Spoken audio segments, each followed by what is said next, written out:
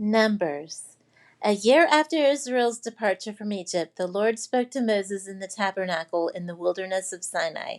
On the first day of the second month of that year, he said, "From the whole community of Israel, record the names of all the warriors by their clans and families.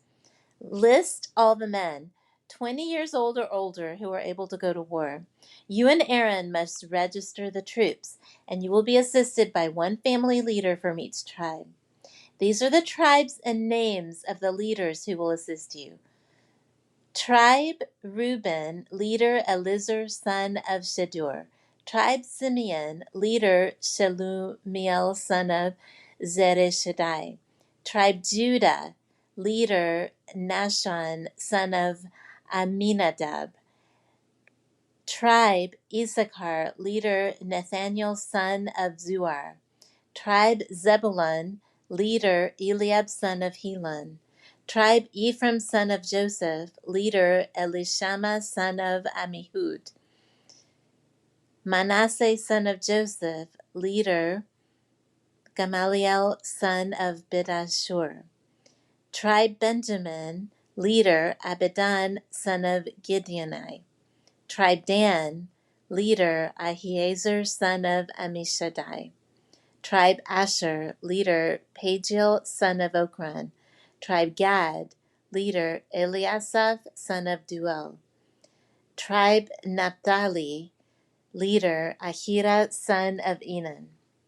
These are the chosen leaders of the community, the leaders of their ancestral tribes, the heads of the clans of Israel. So Moses and Aaron called together these chosen leaders, and they assembled the whole community of Israel on that very day.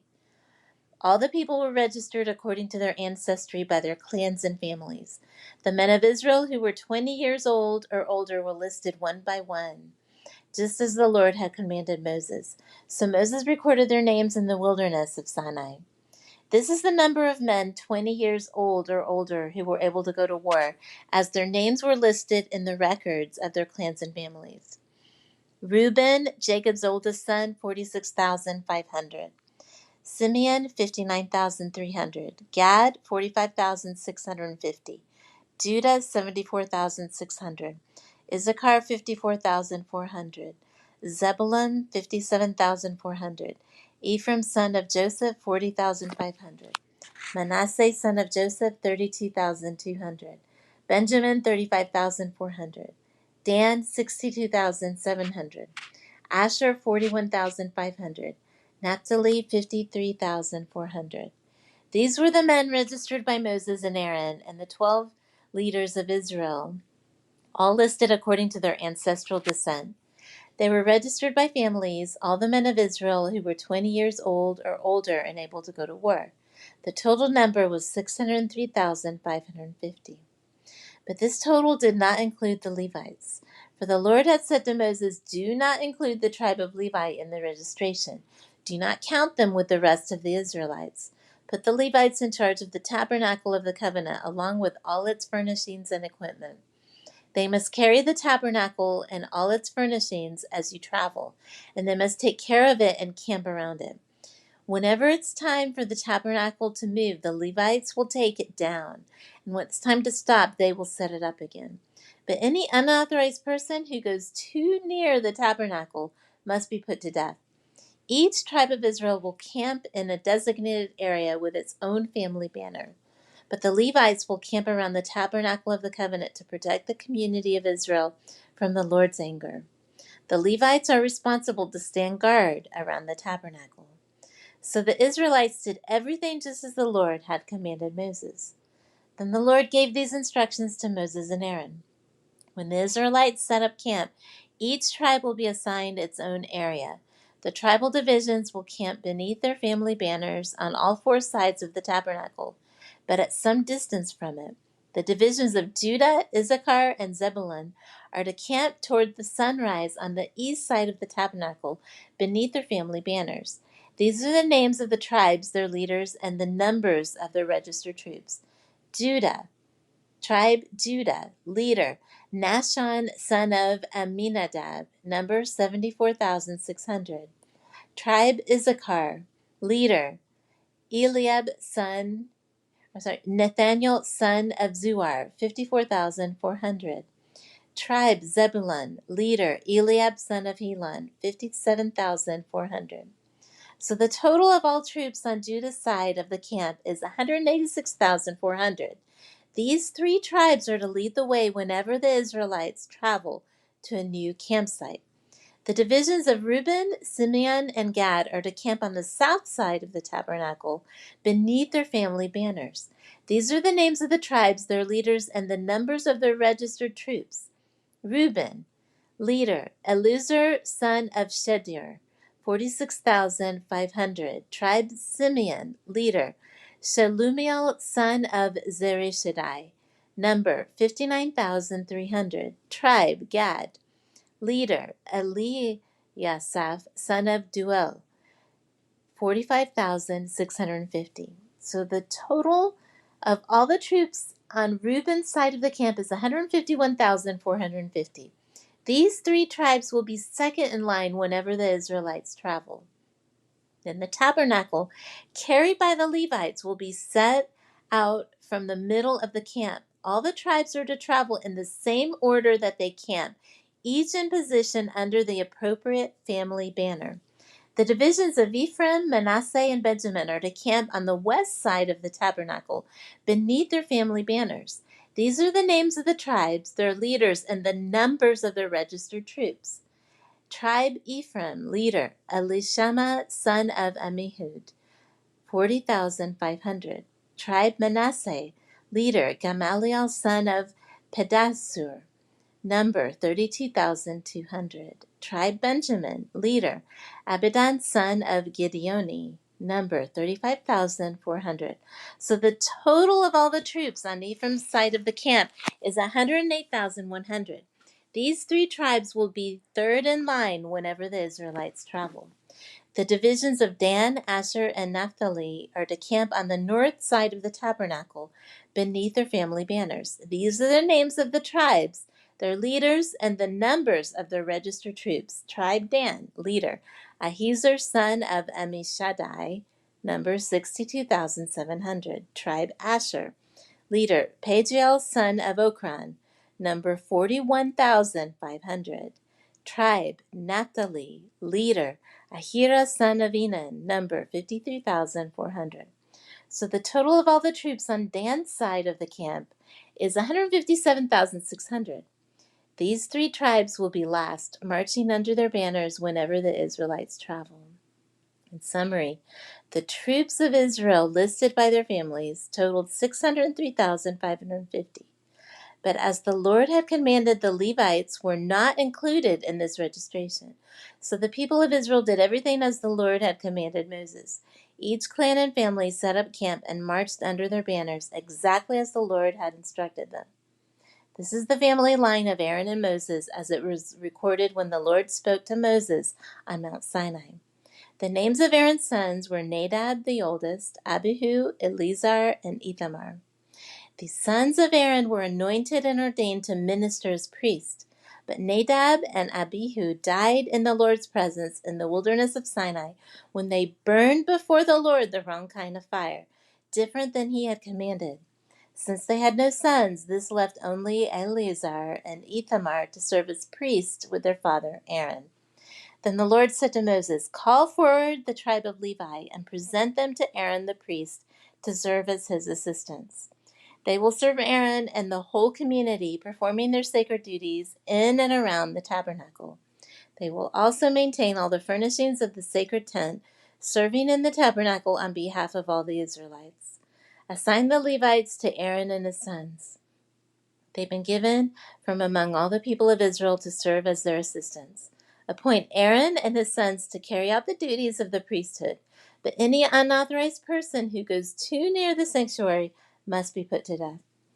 And the Lord said to Moses, "Look, I've chosen the Levites from among the Israelites to serve as substitutes for all the firstborn sons of the people of Israel. The Levites belong to me, for all the firstborn males are mine. On the day I struck down all the firstborn sons of the Egyptians, I set apart for myself all the firstborn in Israel, both of people and of animals. They are mine. I'm the Lord. The Lord spoke again to Moses in the wilderness of Sinai. He said, "Record the names of the members of the tribe of Levi by their families and clans. List every male who is 1 month old or older." So Moses listed them, just as the Lord had commanded. Levi had 3 sons whose names were Gershon, Kohath, and Merari. The clans descended from Gershon were named after 2 of his descendants, Libni and Shimei. The clans descended from Kohath were named after 4 of his descendants, Amram, Izhar, Hebron, and Uziel. The clans descended from Merari were named after 2 of his descendants, Machli and Mushi. These were the Levite clans listed according to their family groups. The descendants of Gershon were composed of the clans descended from Libni and Shimei. There were 7,500 males, 1 month old or older among these Gershonite clans. They were assigned the area to the west of the tabernacle for their camp. The leader of the Gershonite clans was Eliasaph, son of Lael. These 2 clans were responsible to care for the tabernacle, including the sacred tent with its layers of coverings, the curtain at its entrance, the curtains of the courtyard that surrounded the tabernacle and altar, the curtain at the courtyard entrance, the ropes, and all the equipment related to their use.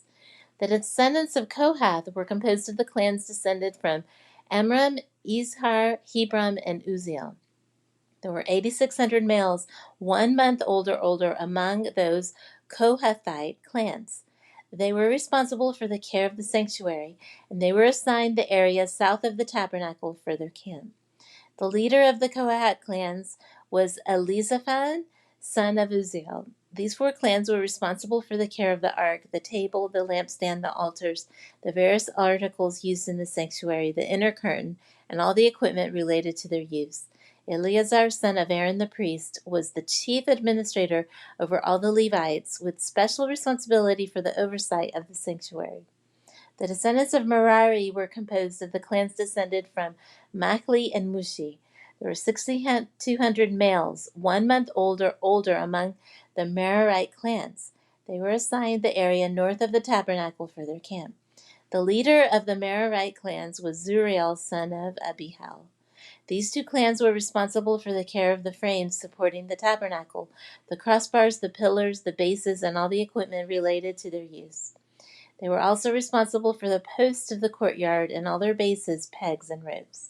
The area in front of the tabernacle in the east towards the sunrise was reserved for the tents of Moses and of Aaron and his sons, who had the final responsibility for the sanctuary on behalf of the people of Israel. Anyone other than a priest or Levite who went too near the sanctuary was to be put to death. When Moses and Aaron counted the Levite clans at the Lord's command, the total number was 22,000 males, 1 month old or older.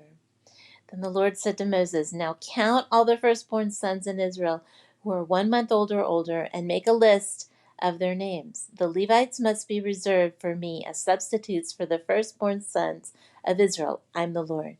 And the Levites' livestock, must be reserved for me as substitutes for the firstborn livestock of the whole nation of Israel." So Moses counted the firstborn sons of the people of Israel, just as the Lord had commanded. The number of firstborn sons who were 1 month old or older was 22,273. Then the Lord said to Moses, "Take the Levites as substitutes for the firstborn sons of the people of Israel, and take the livestock of the Levites as substitutes for the firstborn livestock of the people of Israel. The Levites belong to me. I'm the Lord. There are 273 more firstborn sons of Israel than there are Levites. To redeem these extra firstborn sons, collect 5 pieces of silver for each of them, each piece weighing the same as the sanctuary shekel, which equals 20 gerahs. Give the silver to Aaron and his sons as the redemptive price for the extra firstborn sons." So Moses collected the silver for redeeming the firstborn sons of Israel, who exceeded the number of Levites. He collected 1,365 pieces of silver on behalf of the firstborn sons of Israel, each piece weighing the same as the sanctuary shekel. And Moses gave the silver for the redemption to Aaron and his sons, just as the Lord had commanded. Then the Lord said to Moses and Aaron, "Record the names of the members of the clans and families of the Kohathite division of the tribes of Levi. List all the men between the ages of 30 and 50 who are eligible to serve in the tabernacle. The duties of the Kohathites at the tabernacle relate to the most sacred objects. When the camp moves, Aaron and his sons must enter the tabernacle first to take down the inner curtain and cover the Ark of the Covenant with it. Then they must cover the inner curtain with fine goatskin leather and spread over that a single piece of blue cloth. Finally, they must put the carrying poles of the ark in place. Next, they must spread a blue cloth over the table where the bread of the presence is displayed. And on the cloth they will place the bowls, ladles, jars, pitchers, and the special bread. They must spread a scarlet cloth over all of this, and finally a covering of fine goatskin leather on top of the scarlet cloth. Then they must insert the carrying poles into the table. Next, they must cover the lampstand with a blue cloth, along with its lamps, lamp snuffers, trays, and special jars of olive oil.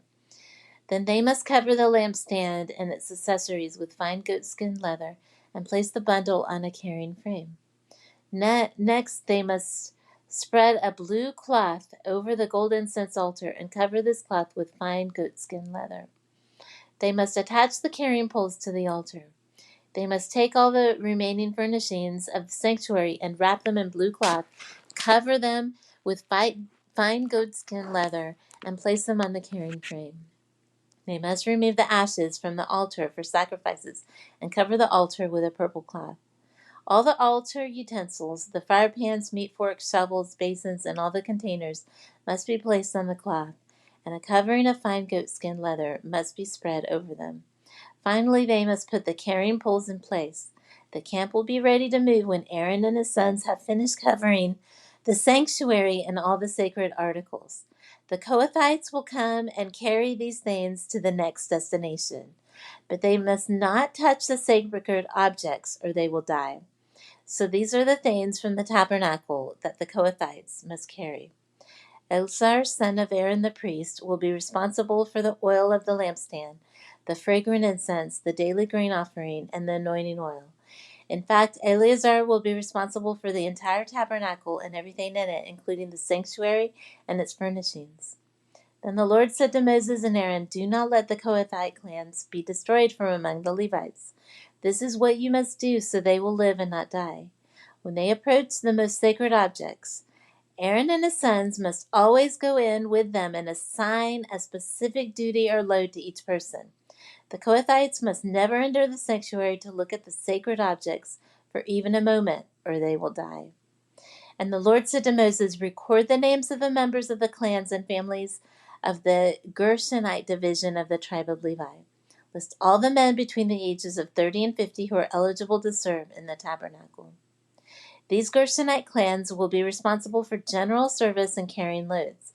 They must carry the curtains of the tabernacle itself and its coverings, the outer covering of fine goatskin leather, and the curtain for the tabernacle entrance. They are also to carry the curtains for the courtyard walls that surround the tabernacle and altar, the curtain across the courtyard entrance, the ropes, and all the equipment related to their use. The Gershonites are responsible for all these items. Aaron and his sons will direct the Gershonites regarding all their duties, whether it involves moving the equipment or doing other work.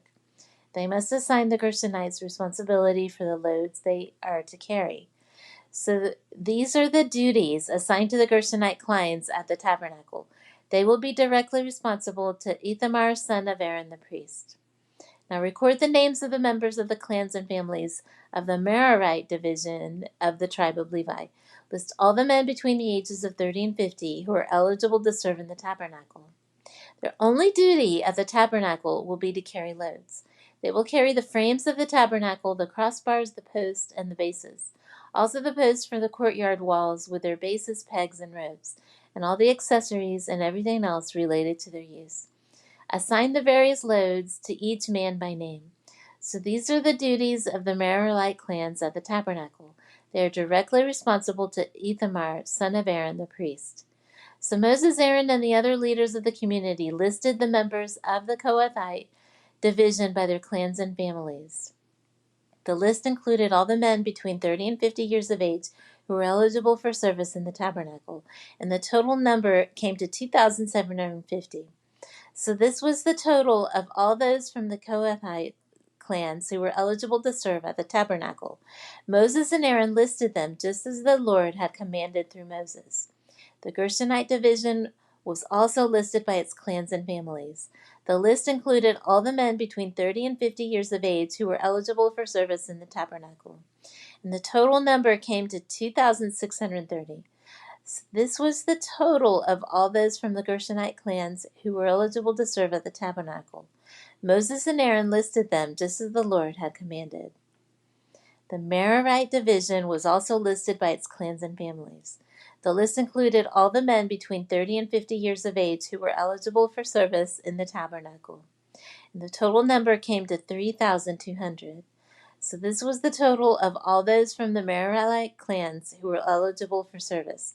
Moses and Aaron listed them just as the Lord had commanded through Moses. So Moses, Aaron, and the leaders of Israel listed all the Levites by their clans and families. All the men between 30 and 50 years of age who were eligible for service in the tabernacle and for its transportation numbered 8,580. When their names were recorded, as the Lord had commanded through Moses, each man was assigned his task and told what to carry. So the registration was completed, just as the Lord had commanded Moses. The Lord gave these instructions to Moses: command the people of Israel to remove from the camp anyone who has a skin disease or a discharge, or who has become ceremonially unclean by touching a dead person. This command applies to men and women alike. Remove them, so they will not defile the camp in which I live among them. So the Israelites did as the Lord had commanded Moses, and removed such people from the camp. Then the Lord said to Moses, give the following instructions to the people of Israel. If any of the people, men or women, betray the Lord by doing wrong to another person, they are guilty. They must confess their sin and make full restitution for what they've done, adding an additional 20% and returning it to the person who was wronged. But if the person who was wronged is dead, and there are no near relatives to whom restitution can be made, the payment belongs to the Lord and must be given to the priest. Those who are guilty must also bring a ram as a sacrifice, and they will be purified and made right with the Lord. All the sacred offerings that the Israelites bring to a priest will belong to him. Each priest may keep all the sacred donations that he receives. And the Lord said to Moses, give the following instructions to the people of Israel. Suppose a man's wife goes astray, and she is unfaithful to her husband, and has sex with another man, but neither her husband nor anyone else knows about it. She's defiled herself, even though there was no witness and she was not caught in the act. If her husband becomes jealous and is suspicious of his wife and needs to know whether or not she's defiled herself, the husband must bring his wife to the priest. He must also bring an offering of 2 quarts of barley flour to be presented on her behalf. Do not mix it with olive oil or frankincense, for it's a jealousy offering, an offering to prove whether or not she's guilty. The priest will present her to stand trial before the Lord. He must take some holy water in a clay jar and pour into it dust he's taken from the tabernacle floor. When the priest has presented the woman before the Lord, he must unbind her hair and place in her hands the offering of proof, the jealousy offering, to determine whether her husband's suspicions are justified. The priest will stand before her holding the jar of bitter water that brings a curse to those who are guilty. The priest will then put the woman under oath and say to her, if no other man has sex with you, and you have not gone astray and defiled yourself while under your husband's authority, may you be immune from the effects of this bitter water that brings on the curse. But if you've gone astray by being unfaithful to your husband and have defiled yourself by having sex with another man, at this point, the priest must put the woman under oath by saying, may the people know that the Lord's curse is upon you when he makes you infertile, causing your womb to shrivel and your abdomen to swell. Now may this water that brings the curse enter your body and cause your abdomen to swell and your womb to shrivel. And the woman will be required to say, yes, let it be so. And the priest will write these curses on a piece of leather and wash them off into the bitter water. He will make the woman drink the bitter water that brings on the curse. When the water enters her body, it will cause bitter suffering if she's guilty. The priest will take the jealousy offering from the woman's hand, lift it up before the Lord, and carry it to the altar. He will take a handful of the flour as a token portion and burn it on the altar. He will require the woman to drink the water. If she has defiled herself by being unfaithful to her husband, the water that brings on the curse will cause bitter suffering. Her abdomen will swell and her womb will shrink, and her name will become a curse among her people. But if she's not defiled herself and is pure, then she will be unharmed and will still be able to have children. This is the ritual law for dealing with suspicion. If a woman goes astray and defiles herself while under her husband's authority, or if a man becomes jealous and is suspicious that his wife has been unfaithful, the husband must present his wife before the Lord, and the priest will apply this entire ritual law to her. The husband will be innocent of any guilt in this matter, but his wife will be held accountable for her sins. Then the Lord said to Moses, "Give the following instructions to the people of Israel. If any of the people, either men or women, take the special vow of a Nazirite, setting themselves apart to the Lord in a special way, they must give up wine and other alcoholic drinks. They must not use vinegar made from wine or from other alcoholic drinks. They must not drink fresh grape juice, and they must not eat grapes or raisins. As long as they are bound by their Nazirite vow, they are not allowed to eat or drink anything that comes from a grapevine, not even the grape seeds or skins. They must never cut their hair throughout the time of their vow, for they are holy and set apart to the Lord. Until the time of their vow has been fulfilled, they must let their hair grow long, and they must not go near a dead body during the entire period of their vow to the Lord. Even if the dead person is their own father, mother, brother, sister, they must not defile themselves, for the hair of their head is the symbol of their separation to God. This requirement applies as long as they are set apart to the Lord. Someone falls dead beside them, the hair they have dedicated will be defiled. They must wait for 7 days and then shave their heads. Then they will be cleansed from their defilement. On the 8th day, they must bring 2 turtle doves or 2 young pigeons to the priest at the entrance of the tabernacle. The priest will offer one of the birds for a sin offering and the other for a burnt offering. In this way, he will purify them from the guilt they've incurred through contact with the dead body. Then they must reaffirm their commitment and let their hair begin to grow again. The days of their vow that were completed before their defilement no longer count. They must rededicate themselves to the Lord as a Nazirite for the full term of their vow, and each must bring a 1-year-old male lamb for a guilt offering. This is the ritual law for the Nazirites. At the conclusion of their time of separation as Nazirites, they must each go to the entrance of the tabernacle and offer their sacrifices to the Lord: a 1-year-old male lamb without defect for a burnt offering, a 1-year-old female lamb without defect for a sin offering, a ram without defect for a peace offering, a basket of bread made without yeast, cakes of choice flour mixed with olive oil, and wafers spread with the olive oil, along with their prescribed grain offerings and liquid offerings. The priest will present these offerings before the Lord, first the sin offering and the burnt offering, then the ram for a peace offering, along with the basket of bread made without yeast. The priest must also present the prescribed grain offering and liquid offering to the Lord. Then the Nazirites will shave their heads at the entrance of the tabernacle. They will take their hair that had been dedicated and placed it on fire beneath the peace offering sacrifice. After the Nazirite's head has been shaved, the priest will take for each of them the boiled shoulder of the ram, and he will take from the basket of cake and a wafer made without yeast. He will put them all into the Nazirite's hands. Then the priest will lift them up as a special offering before the Lord. These are the holy portions for the priest, along with the breast of the special offering and the thigh of the sacred offering that are lifted up before the Lord. After this ceremony, the Nazirites may again drink wine.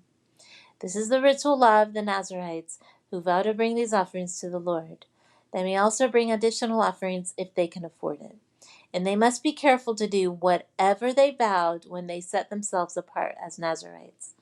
Then the Lord said to Moses, "Tell Aaron and his sons to bless the people of Israel with this special blessing. May the Lord bless you and protect you. May the Lord smile on you and be gracious to you. May the Lord show you his favor and give you his peace. Whenever Aaron and his sons bless the people of Israel in my name, I myself will bless them." On the day Moses set up the tabernacle, he anointed it and set it apart as holy. He also appointed and set apart all of its furnishings and the altar with its utensils. Then the leaders of Israel, the tribal leaders who had registered the troops, came and brought their offerings. Together they brought 6 large wagons and 12 oxen. There was a wagon for every 2 leaders and an ox for each leader. They presented these to the Lord in front of the tabernacle. Then the Lord said to Moses, "Receive their gifts and use these oxen and wagons for transporting the tabernacle. Distribute them among the Levites according to the work they have to do." So Moses took the wagons and oxen and presented them to the Levites. He gave 2 wagons and 4 oxen to the Gershonite divisions for their work, and he gave 4 wagons and 8 oxen to the Merarite division for their work. All their work was done under the leadership of Ithamar son of Aaron the priest. But he gave none of the wagons or oxen to the Kohathite division, since they were required to carry the sacred objects of the tabernacle on their shoulders. The leaders also presented dedication gifts for the altar at the time it was anointed. They each placed their gifts before the altar. The Lord said to Moses, "Let one leader bring his gift each day for the dedication of the altar." On the first day, Nachshon, son of Amminadab, leader of the tribe of Judah, presented his offering. His offering consisted of a silver platter weighing 3¼ pounds and a silver basin weighing 1¾ pounds, as measured by the weight of the sanctuary shekel. These were both filled with grain offerings of choice flour moistened with olive oil. He also brought a gold container weighing 4 ounces, which was filled with incense.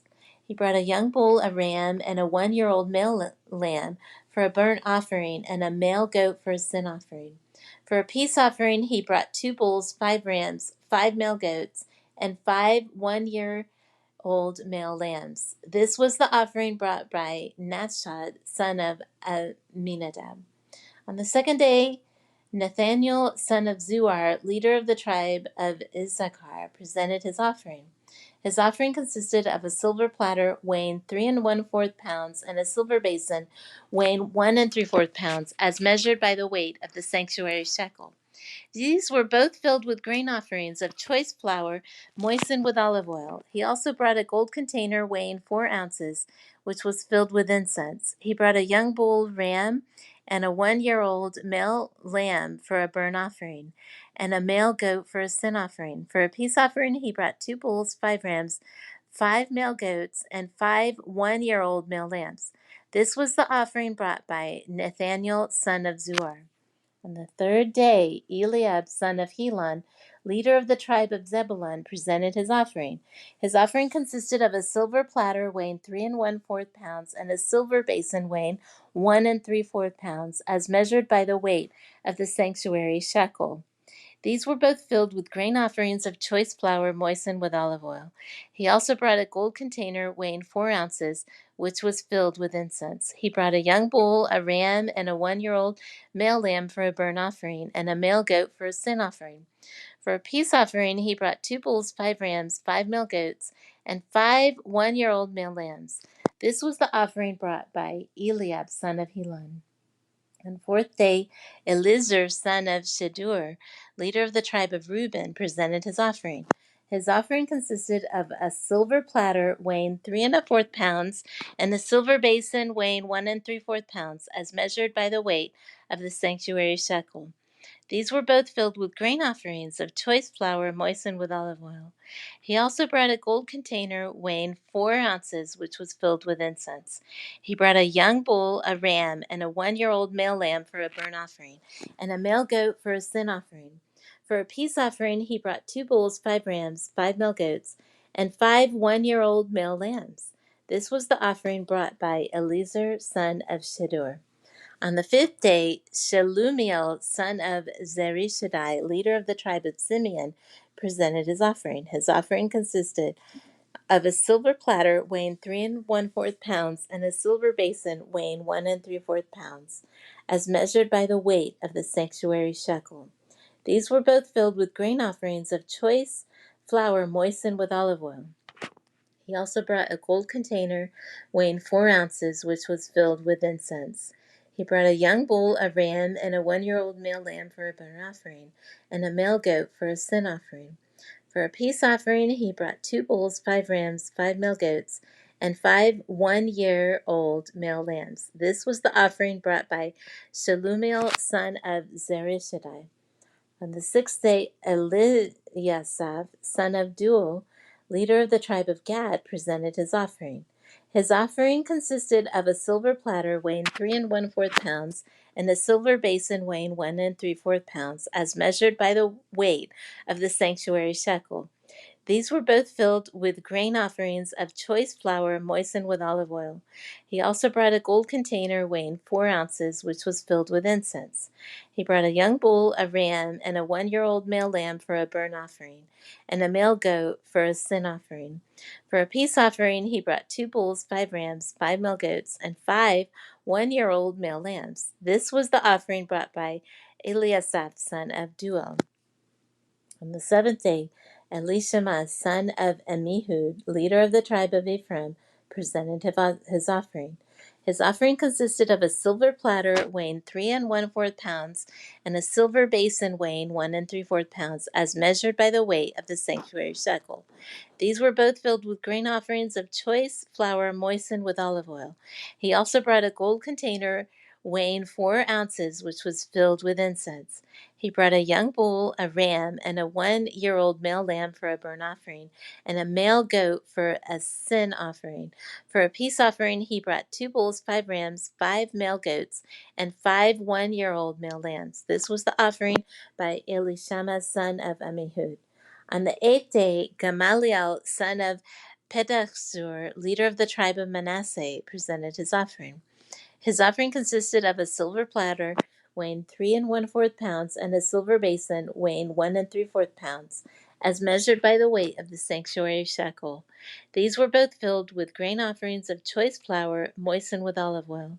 He also brought a gold container weighing 4 ounces, which was filled with incense. He brought a young bull, a ram, and a 1-year-old male lamb for a burnt offering, and a male goat for a sin offering. For a peace offering, he brought 2 bulls, 5 rams, 5 male goats, and 5 one-year-old male lambs. This was the offering brought by Gamaliel, son of Pedahsur. On the 9th day, Abidan, son of Gideoni, leader of the tribe of Benjamin, presented his offering.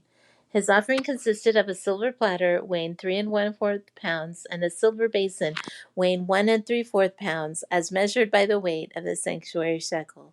These were both filled with grain offerings of choice flour moistened with olive oil. He also brought a gold container weighing 4 ounces, which was filled with incense. He brought a young bull, a ram, and a 1-year-old male lamb for a burnt offering, and a male goat for a sin offering. For a peace offering, he brought 2 bulls, 5 rams, 5 male goats, and 5 one-year-old male lambs. This was the offering brought by Abidan, son of Gideoni. On the 10th day, Ahizar, son of Ammishaddai, leader of the tribe of Dan, presented his offering. His offering consisted of a silver platter weighing 3¼ pounds and a silver basin weighing 1¾ pounds, as measured by the weight of the sanctuary shekel. These were both filled with grain offerings of choice flour moistened with olive oil. He also brought a gold container weighing 4 ounces, which was filled with incense. He brought a young bull, a ram, and a 1-year-old male lamb for a burnt offering, and a male goat for a sin offering. For a peace offering, he brought 2 bulls, 5 rams, 5 male goats, and 5 one-year-old male lambs. This was the offering brought by Ahizar, son of Ammishaddai. On the 11th day, Pagiel, son of Ochran, leader of the tribe of Asher, presented his offering. His offering consisted of a silver platter weighing 3¼ pounds and a silver basin weighing 1¾ pounds, as measured by the weight of the sanctuary shekel. These were both filled with grain offerings of choice flour moistened with olive oil. He also brought a gold container weighing 4 ounces, which was filled with incense. He brought a young bull, a ram, and a 1-year-old male lamb for a burnt offering, and a male goat for a sin offering. For a peace offering, he brought 2 bulls, 5 rams, 5 male goats, and 5 one-year-old male lambs. This was the offering brought by Pagiel, son of Ochran. On the 12th day, Ahira, son of Enan, leader of the tribe of Naphtali, presented his offering. His offering consisted of a silver platter weighing 3¼ pounds and a silver basin weighing 1¾ pounds, as measured by the weight of the sanctuary shekel. These were both filled with grain offerings of choice flour moistened with olive oil. He also brought a gold container weighing 4 ounces, which was filled with incense. He brought a young bull, a ram, and a 1-year-old male lamb for a burnt offering, and a male goat for a sin offering. For a peace offering, he brought 2 bulls, 5 rams, 5 male goats, and 5 1-year-old male lambs. This was the offering brought by Ahira, son of Enan. So this was the dedication offering brought by the leaders of Israel at the time the altar was anointed. 12 silver platters, 12 silver basins, and 12 gold incense containers. Each silver platter weighed 3¼ pounds, and each silver basin weighed 1¾ pounds. A total weight of the silver was 60 pounds, as measured by the weight of the sanctuary shekel. Each of the 12 gold containers that was filled with incense weighed 4 ounces, as measured by the weight of the sanctuary shekel. The total weight of the gold was 3 pounds. 12 young bulls, 12 rams, and 12 1-year-old male lambs were donated for the burnt offerings, along with their prescribed grain offerings.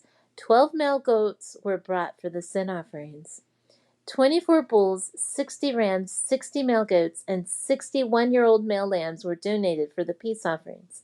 This was the dedication offering for the altar after it was anointed.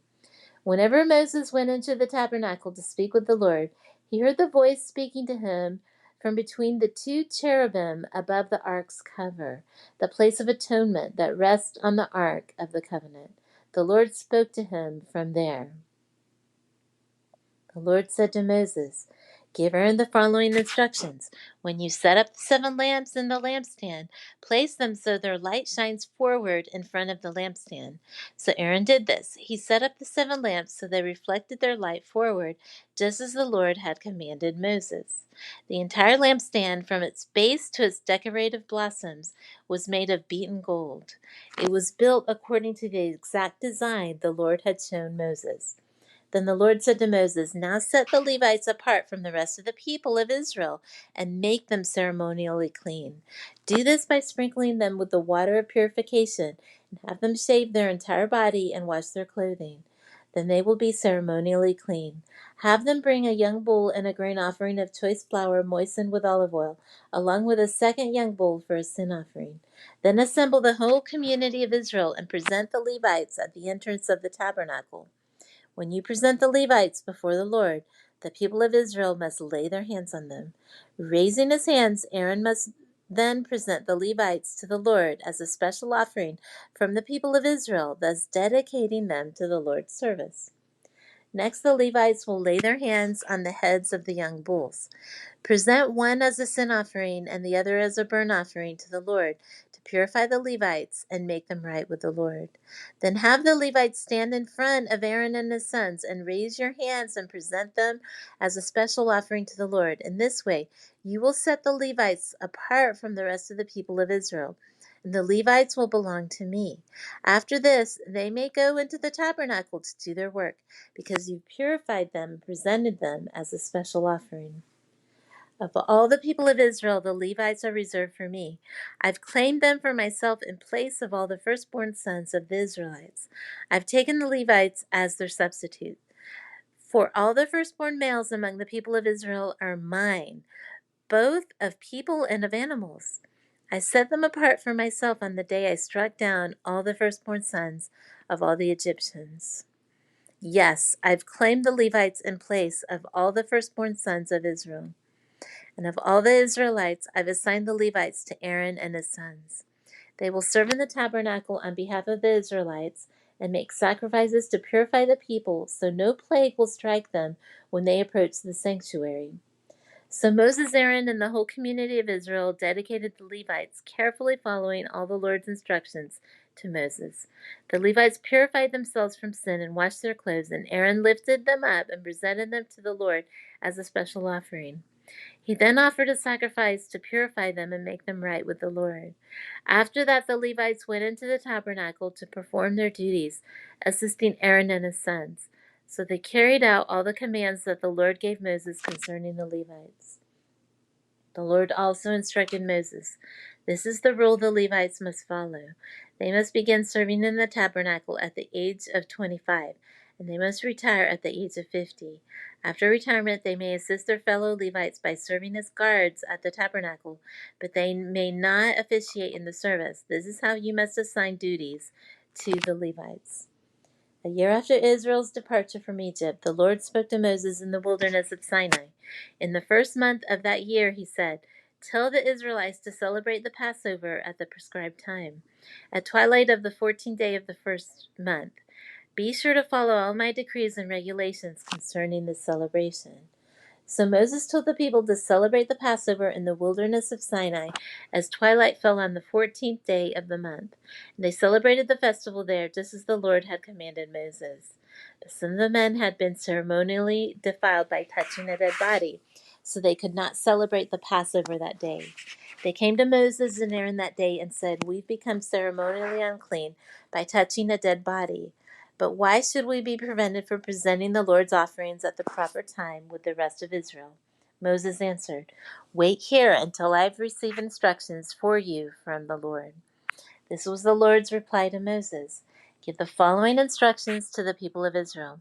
If any of the people now or in future generations are ceremonially unclean at Passover time because of touching a dead body, or if they are on a journey and cannot be present at the ceremony, they may still celebrate the Lord's Passover.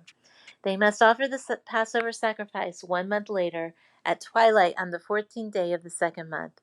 They must eat the Passover lamb at that time with bitter salad greens and bread made without yeast.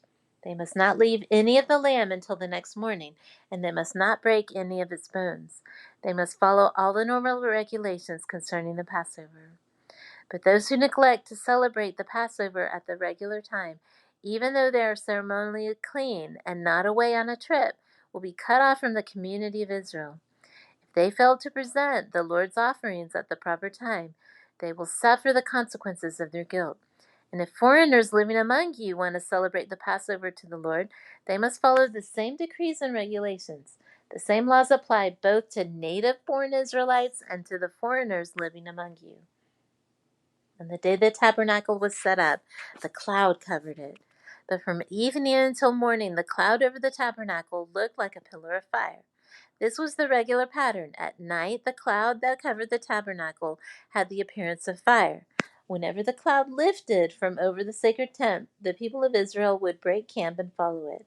And wherever the cloud settled, the people of Israel would settle up camp. In this way, they traveled and camped at the Lord's command wherever he told them to go. Then they remained in their camp as long as the cloud stayed over the tabernacle. If the cloud remained over the tabernacle for a long time, the Israelites stayed and performed their duty to the Lord. Sometimes the cloud would stay over the tabernacle for a few days, so the people would stay for only a few days, as the Lord commanded. Then at the Lord's command, they would break camp and move on. Sometimes the cloud stayed only overnight and lifted the next morning. But day or night, when the cloud lifted, the people broke camp and moved on. Whenever the cloud stayed above the tabernacle for 2 days, a month, or a year, the people of Israel stayed in camp and did not move on. But as soon as it lifted, they broke camp and moved on. So they camped or traveled at the Lord's command, and they did whatever the Lord told them through Moses. Now the Lord said to Moses, "Make 2 trumpets of hammered silver for calling the community to assemble and for signaling the breaking of camp. When both trumpets are blown, everyone must gather before you at the entrance of the tabernacle. But if only one trumpet is blown, then only the leaders, the heads of the clans of Israel, must present themselves to you. When you sound the signal to move on, the tribes camped on the east side of the tabernacle must break camp and move forward. When you sound the signal a second time, the tribes camped at the south will follow. You must sound short blasts as the signal for moving on. But when you call the people to an assembly, blow the trumpets with a different signal. Only the priest Aaron's descendants are allowed to blow the trumpets. This is a permanent law for you to be observed from generation to generation. When you arrive in your own land and you go to war against your enemies who attack you, sound the alarm with the trumpets. Then the Lord your God will remember you and rescue you from your enemies. Blow the trumpets in time of gladness too, sounding them at your annual festivals and at the beginning of each month. Blow the trumpets over your burnt offerings and peace offerings. The trumpets will remind your God of his covenant with you. I am the Lord your God. In the second year after Israel's departure from Egypt, on the 20th day of the second month, the cloud lifted from the tabernacle of the covenant. So the Israelites set out from the wilderness of Sinai and traveled on from place to place until the cloud stopped in the wilderness of Paran. When the people set out for the first time, following the instructions the Lord had given through Moses, Judah's troops led the way. They marched behind their banner, and their leader was Nahshon, son of Amminadab. They were joined by the troops of the tribe of Issachar, led by Nathaniel, son of Zuar, and the troops of the tribe of Zebulun, led by Eliab, son of Helon. Then the tabernacle was taken down, and the Gershonite and Merarite divisions of the Levites were next in line of march, carrying the tabernacle with them. Reuben's troops went next, marching behind their banner. Their leader was Elizur, son of Shedeur. They were joined by the troops of the tribe of Simeon, led by Shelumiel, son of Zerishaddai, and the troops of the tribe of Gad, led by Eliasaph, son of Deuel. Next came the Kohathite division of the Levites, carrying the sacred objects from the tabernacle. Before they arrived at the next camp, the tabernacle would already be set up at its new location. Ephraim's troops went next, marching behind their banner. The leader was Elishama, son of Ammihud. They were joined by the troops of the tribe of Manasseh, led by Gamaliel, son of Pedasur, and the troops of the tribe of Benjamin, led by Abidan, son of Gideoni. Dan's troops went last, marching behind their banner and serving as the rear guard for all the tribal camps. The leader was Ahiezer, son of Ammishaddai. They were joined by the troops of the tribes of Asher, led by Pagiel, son of Okran, and the troops of the tribe of Naphtali, led by Ahira, son of Enan. This was the order in which the Israelites marched, division by division. One day Moses said to his brother-in-law, Hobab, son of Reuel the Midianite, "We are on our way to the place the Lord promised us, for he said, 'I will give it to you.' Come with us, and we will treat you well, for the Lord has promised wonderful blessings for Israel." But Hobab replied, "No, I will not go. I must return to my own land and family." "Please don't leave us," Moses pleaded. "You know the places in the wilderness where we should camp. Come, be our guide. If you do, we'll share with you all the blessings the Lord's given us." They marched for 3 days after leaving the mountain of the Lord, with the ark of the Lord's covenant moving ahead of them to show them where to stop and rest. As they moved on each day, the cloud of the Lord hovered over them. Whenever the ark set out, Moses would shout, "Arise, O Lord, and let your enemies be scattered. Let them flee before you." And when the ark was set down, he would say, "Return, O Lord, to the countless thousands of Israel." Soon the people began to complain about their hardship, and the Lord heard everything they said. Then the Lord's anger blazed against them, and he sent a fire to rage among them, and he destroyed some of the people in the outskirts of the camp. Then the people screamed to Moses for help, and he prayed to the Lord. The fire stopped. After that, the area was known as Taberah, which means the place of burning, because fire from the Lord had burned among them there. Then the foreign rabble who were traveling with the Israelites began to crave the good things of Egypt. And the people of Israel also began to complain. "Oh, for some meat," they exclaimed. "We remember the fish we used to eat for free in Egypt. And we had all the cucumbers, melons, leeks, onions, and garlic we wanted. But now our appetites are gone, and all we ever see is this manna." The manna looked like small coriander seeds, and it was pale yellow like gum resin. The people would go out and gather it from the ground. They made flour by grinding it with hand mills or pounding it into mortars. Then they pounding it in mortars. Then they boiled it in a pot and made it into flat cakes. These cakes tasted like pastries baked with olive oil. The manna came down on the camp and the dew during the night. Moses heard all the families standing in the doorways of their tents whining, and the Lord became extremely angry. Moses was also very aggravated, and Moses said to the Lord, "Why are you treating me, your servant, so harshly? Have mercy on me. What did I do to deserve the burden of all these people?" Did I give birth to them? Did I bring them into the world? Why did you tell me to carry them in my arms like a mother carries a nursing baby? How can I carry them to the land you swore to give their ancestors? Where am I supposed to get meat for all these people? They keep whining to me, saying, 'Give us meat to eat.' I can't carry all these people by myself. The load is far too heavy. If this is how you intend to treat me, just go ahead and kill me. Do me a favor and spare me this misery." Then the Lord said to Moses, "Gather before me 70 men who are recognized as elders and leaders of Israel. Bring them to the tabernacle and to stand there with you. I will come down and talk to you there. I will take some of the Spirit that's upon you, and I will put the Spirit upon them also.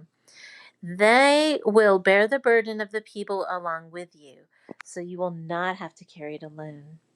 And say to the people, 'Purify yourselves, for tomorrow you have meat to eat.' You were whining, and the Lord heard when you cried, 'Oh, for some meat! We were better off in Egypt.' Now the Lord will give you meat, and you will have to eat it. And it won't be just for a day or two, or for 5 or 10 or even 20. You will eat it for a whole month until you gag and are sick of it. For you've rejected the Lord who is here among you, and you've whined to him, saying, 'Why did we ever leave Egypt?'"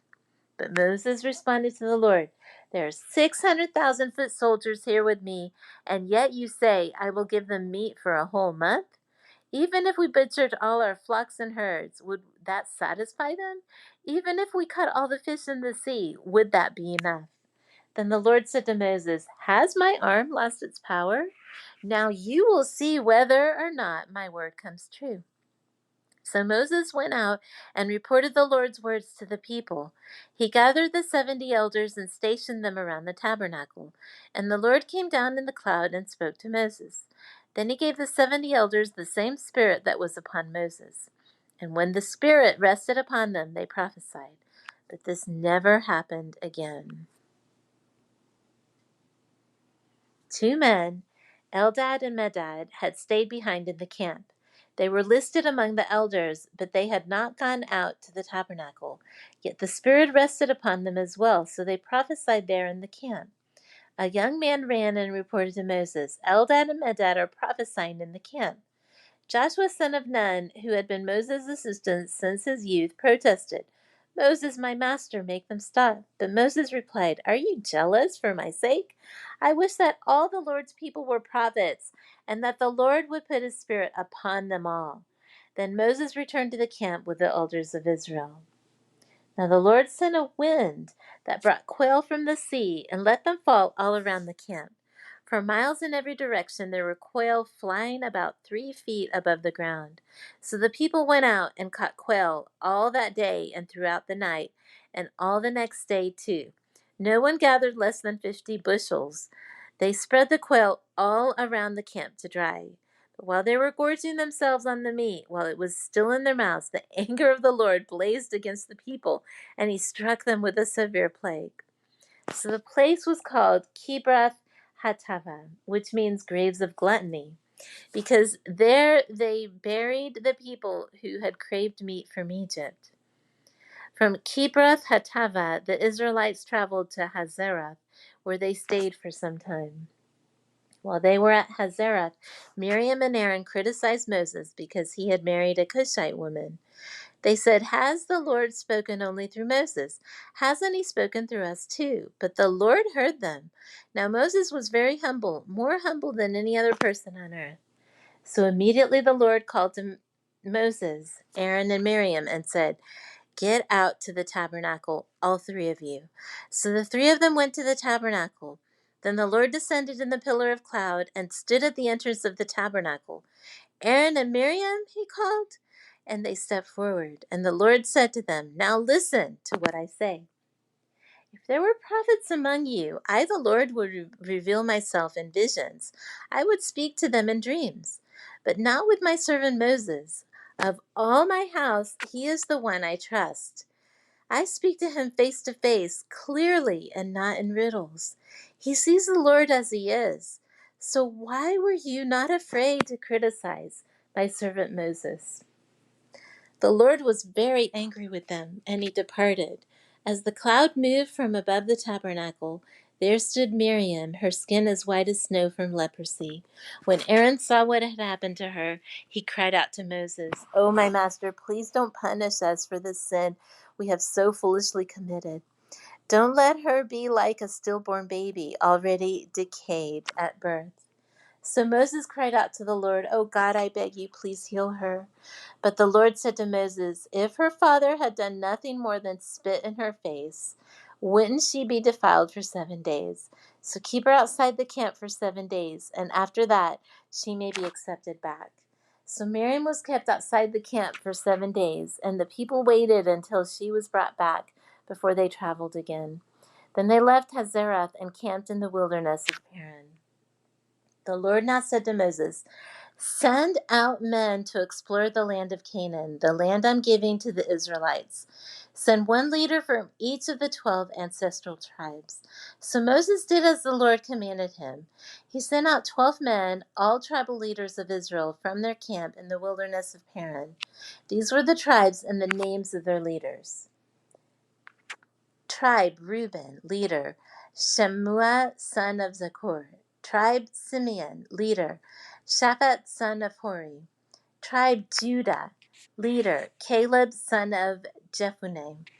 Tribe Issachar, leader, Igal son of Joseph. Tribe Ephraim, leader, Hoshea son of Nun. Tribe Benjamin, leader, Palti son of Raphu. Tribe Zebulun, leader, Gadiel son of Zodi. Tribe Manasseh son of Joseph, leader, Gadi son of Susi. Tribe Dan, leader, Amiel son of Gemali. Tribe Asher, leader, Sethur son of Michael. Tribe Naphtali, leader, Nabi son of Boshi. Tribe Gad, leader, Geuel son of Maki. These are the names of the men Moses sent out to explore the land. Moses called Hoshea son of Nun by the name Joshua. Moses gave the men these instructions as he sent them out to explore the land. Go north through the Negev into the hill country. See what the land is like and find out whether the people living there are strong or weak, few or many. See what kind of land they live in. Is it good or bad? Do their towns have walls, or are they unprotected like open camps?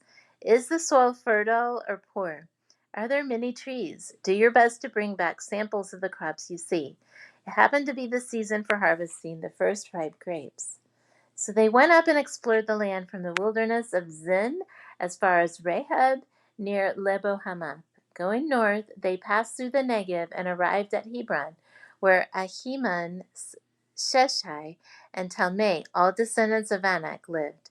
The ancient town of Hebron was founded 7 years before the Egyptian city of Zon.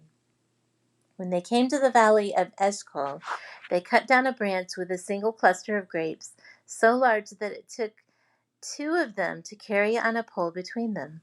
They also brought back samples of the pomegranates and figs. That place was called the Valley of Eshcol, which means cluster because of the cluster of grapes the Israelite men cut there.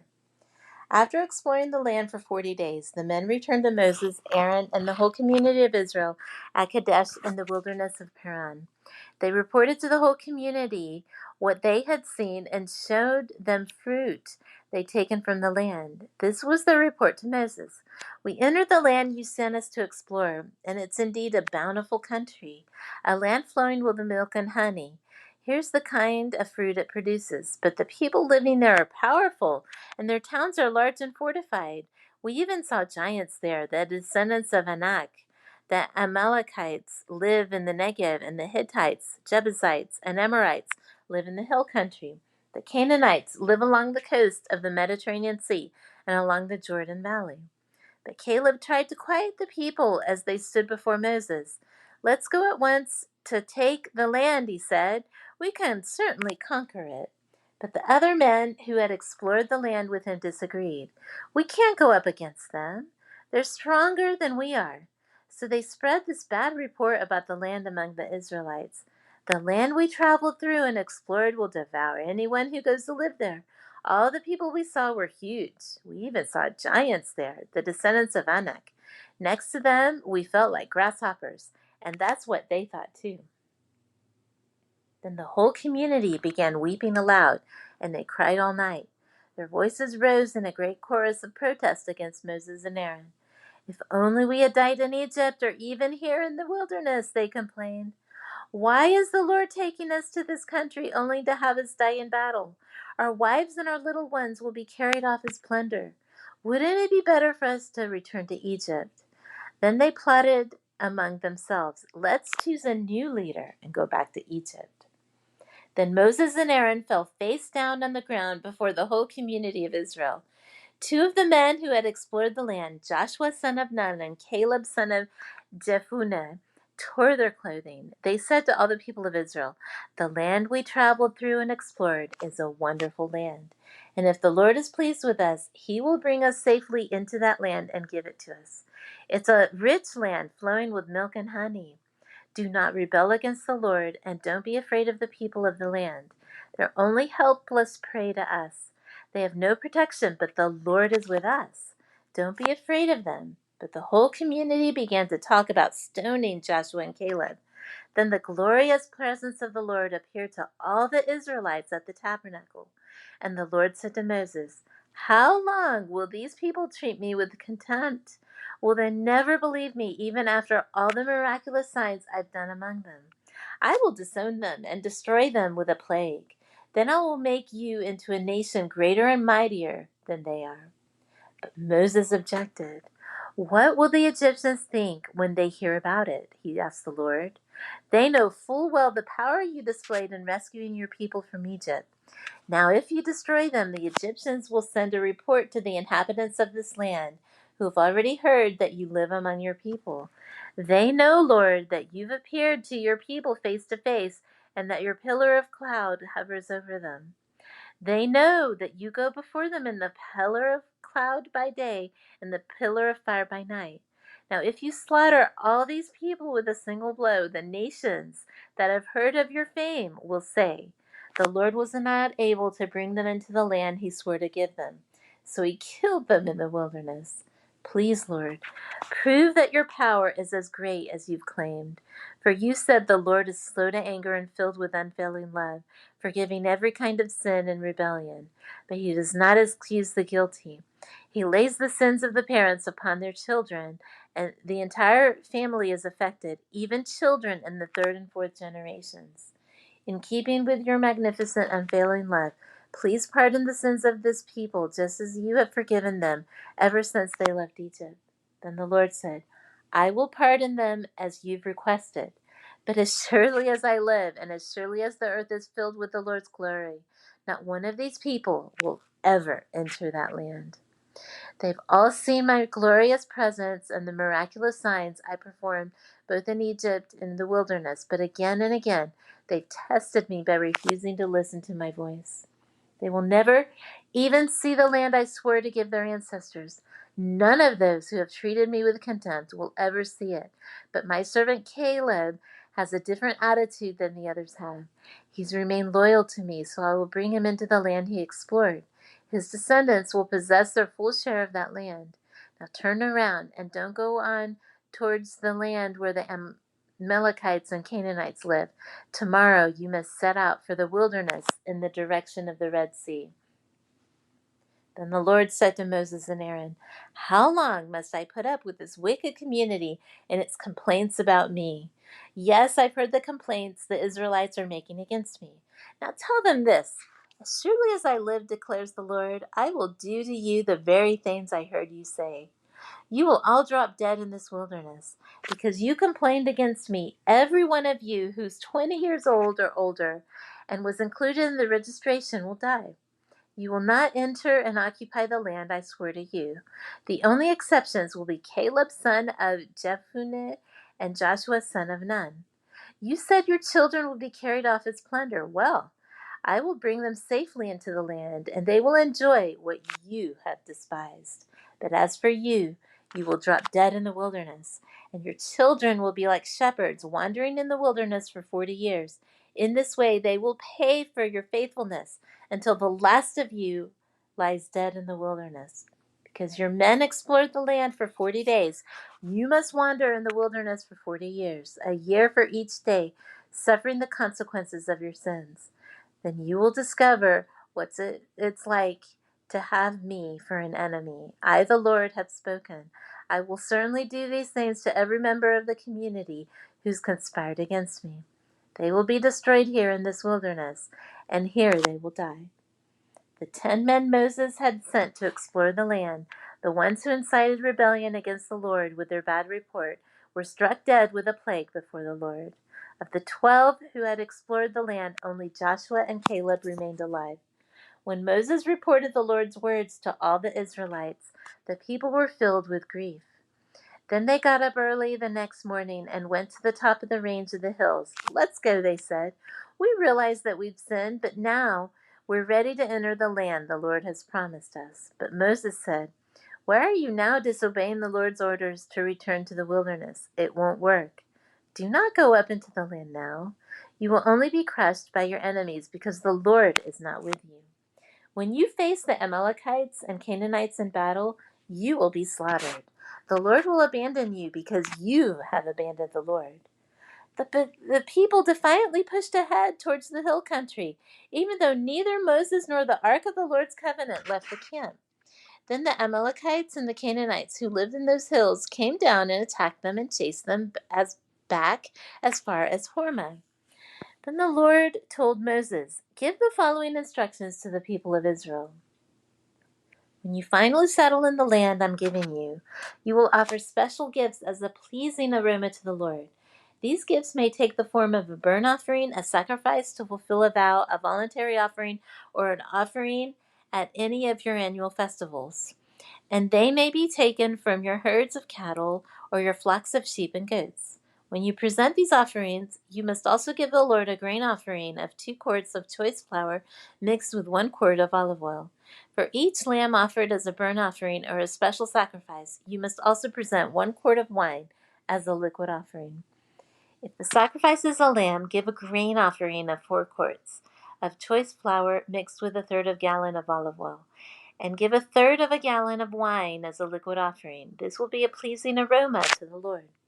When you present a young bull as a burnt offering or as a sacrifice to fulfill a vow or as a peace offering to the Lord, you must also give a grain offering of 6 quarts of choice flour mixed with 2 quarts of olive oil, and give 2 quarts of wine as a liquid offering. This will be a special gift, a pleasing aroma to the Lord. Each sacrifice of a bull, ram, lamb, or young goat should be prepared in this way. Follow these instructions with each offering you present. All of you native-born Israelites must follow these instructions when you offer a special gift as a pleasing aroma to the Lord. And if any foreigners visit you or live among you and want to present a special gift as a pleasing aroma to the Lord, they must follow these same procedures. Native-born Israelites and foreigners are equal before the Lord and are subject to the same decrees. This is a permanent law for you to be observed from generation to generation. The same instructions and regulations will apply both to you and the foreigners living among you. Then the Lord said to Moses, give the following instructions to the people of Israel. When you arrive in the land where I'm taking you, and you eat the crops that grow there, you must set some aside as a sacred offering to the Lord. Present a cake from the first of the flour you grind, and set it aside as a sacred offering, as you do with the first grain from the threshing floor.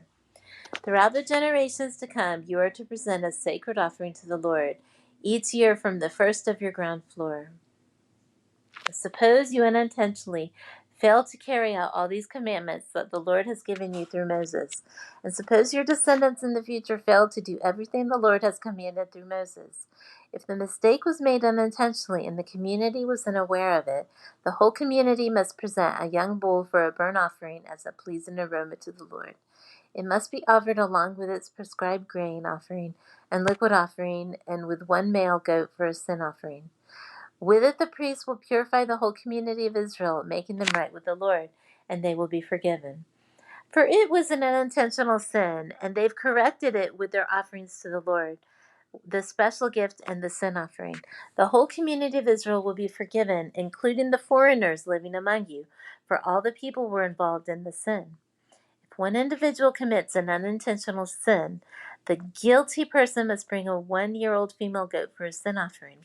The priest will sacrifice it to purify the guilty person before the Lord, and the person will be forgiven. These same instructions apply to the native-born Israelites and the foreigners living among you. But those who brazenly violate the Lord's will, whether native-born Israelites or foreigners, have blasphemed the Lord, and they must be cut off from the community. Since they've treated the Lord's word with contempt and deliberately disobeyed his command, they must be completely cut off and suffer the punishment for their guilt.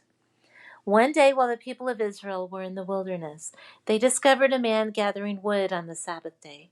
The people who found him doing this took him before Moses, Aaron, and the rest of the community. They held him in custody because they did not know what to do with him.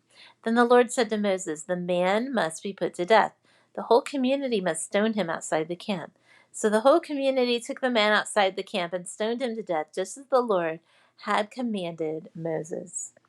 Then the Lord said to Moses, "Give the following instructions to the people of Israel. Throughout the generations to come, you must make tassels for the hems of your clothing and attach them with a blue cord. When you see the tassels, you'll remember and obey all the commands of the Lord instead of following your own desires and defiling yourselves, as you are prone to do. The tassels will help you remember that you must obey all my commands and be holy to your God. I am the Lord your God who brought you out of the land of Egypt, that I might be your God. I am the Lord your God." One day Korah, son of Izhar, a descendant of Kohath, son of Levi, conspired with Dathan and Abiram, the sons of Eliab, and On, son of Peleth, from the tribe of Reuben. They incited a rebellion against Moses along with 250 other leaders of the community, all prominent members of the assembly. They united against Moses and Aaron, saying, "You've gone too far. The whole community of Israel has been set apart by the Lord, and he is with all of us.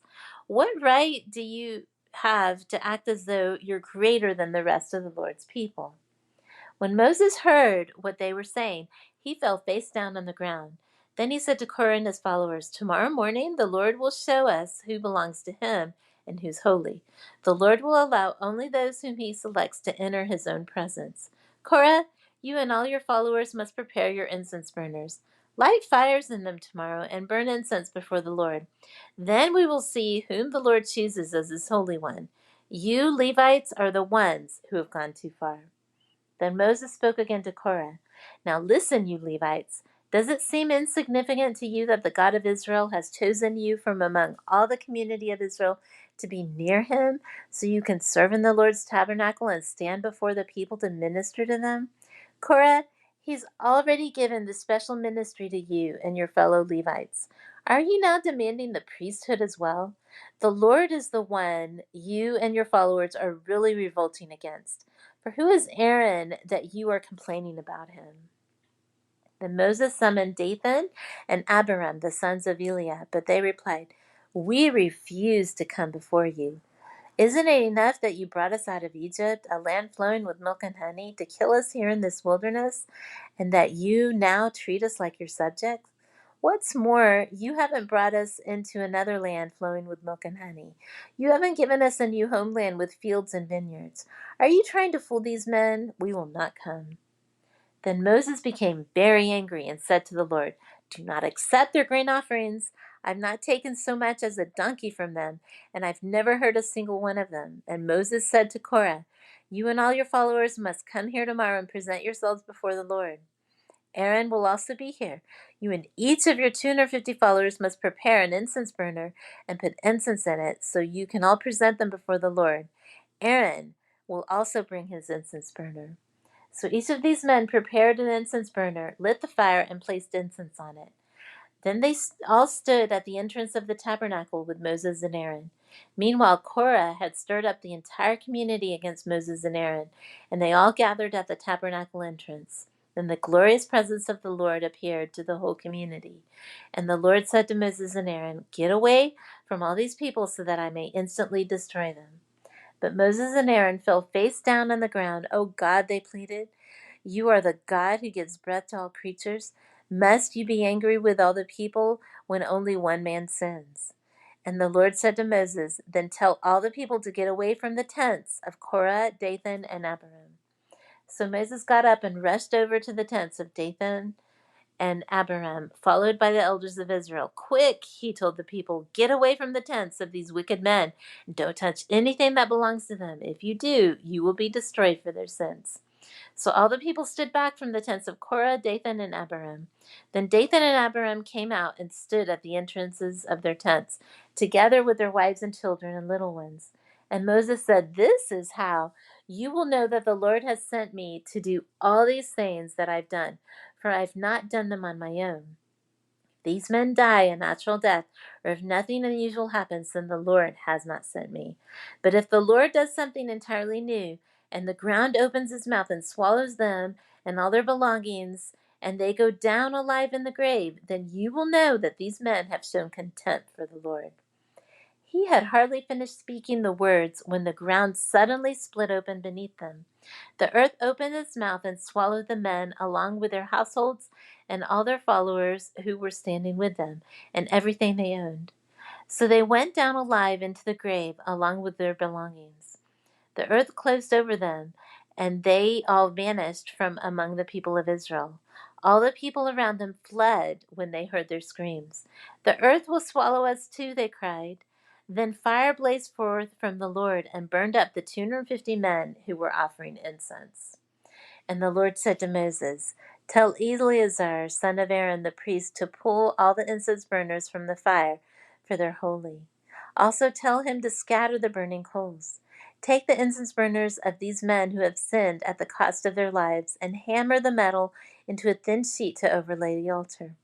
Since these burners were used in the Lord's presence, they become holy. Let them serve as a warning to the people of Israel. So Eleazar the priest collected the 250 bronze incense burners that had been used by the men who died in the fire, and the bronze was hammered into a thin sheet to overlay the altar. This would warn the Israelites that no unauthorized person, no one who was not a descendant of Aaron, should ever enter the Lord's presence to burn incense. If anyone did, the same thing would happen to him as happened to Korah and his followers. So the Lord's instructions to Moses were carried out. But the very next morning, the whole community of Israel began muttering again against Moses and Aaron, saying, you've killed the Lord's people.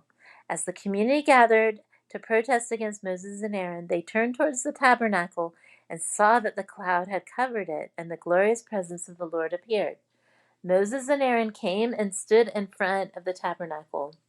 And the Lord said to Moses, get away from all these people so that I can instantly destroy them. But Moses and Aaron fell face down on the ground. And Moses said to Aaron, quick, take an incense burner and place burning coals on it from the altar. Lay incense on it and carry it out among the people to purify them and make them right with the Lord. The Lord's anger is blazing against them. The plague has already begun. Aaron did as Moses told him and ran out among the people. The plague had already begun to strike down the people, but Aaron burned the incense and purified the people. He stood between the dead and the living, and the plague stopped. But 14,700 people died in that plague, in addition to those who had died in the affair involving Korah. Then, because the plague had stopped, Aaron returned to Moses at the entrance of the tabernacle. Then the Lord said to Moses, tell the people of Israel to bring you 12 wooden staffs, one from each leader of Israel's ancestral tribes, and inscribe each leader's name on his staff. Inscribe Aaron's name on the staff of the tribe of Levi, for there must be one staff for the leader of each ancestral tribe. Place these staffs in the tabernacle in front of the ark containing the tablets of the covenant, where I meet with you. Buds will spring on the staff belonging to the man I choose. Then I will finally put an end to the people's murmuring and complaining against you. So Moses gave the instructions to the people of Israel, and each of the 12 tribal leaders, including Aaron, brought Moses a staff. Moses placed the staff in the Lord's presence in the tabernacle of the covenant. When he went into the tabernacle of the covenant the next day, he found that Aaron's staff, representing the tribe of Levi, had sprouted, budded, blossomed, and produced ripe almonds. When Moses brought all the staffs out from the Lord's presence, he showed them to the people. Each man claimed his own staff. And the Lord said to Moses, place Aaron's staff permanently before the Ark of the Covenant to serve as a warning to rebels. This should put an end to their complaints against me and prevent any future further deaths. So Moses did as the Lord commanded him. Then the people of Israel said to Moses, "Look, we're doomed. We're dead. We're ruined. Everyone who comes close to the tabernacle of the Lord dies. Are we all doomed to die?" Then the Lord said to Aaron, "You, your sons, and your relatives from the tribe of Levi will be held responsible for any offenses related to the sanctuary. But you and your sons alone will be held responsible for violations connected with the priesthood. Bring your relatives of the tribe of Levi, your ancestral tribe, to assist you and your sons as you perform the sacred duties in front of the tabernacle of the covenant. But as the Levites go about their assigned duties at the tabernacle, they must be careful not to go near any of the sacred objects or the altar. If they do, both you and they will die.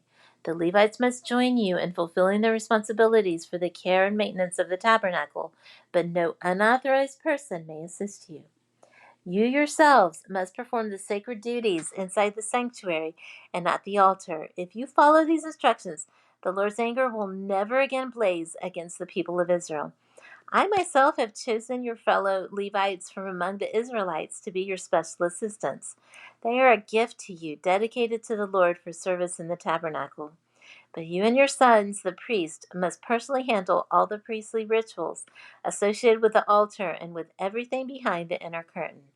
I am giving you the priesthood as your special privilege of service. Any unauthorized person who comes too near the sanctuary will be put to death." The Lord gave these further instructions to Aaron. "I myself have put you in charge of the holy offerings that are brought to me by the people of Israel. I've given all these consecrated offerings to you and your sons as your permanent share. You're allotted the portion of the most holy offerings that is not burned on the fire. This portion of all the most holy offerings, including the grain offerings, sin offerings, and guilt offerings, will be most holy, and it belongs to you and your sons. You must eat it as a most holy offering. All the males may eat of it, and you must treat it as most holy. All the sacred offerings and special offerings presented to me when the Israelites lift them up before the altar also belong to you.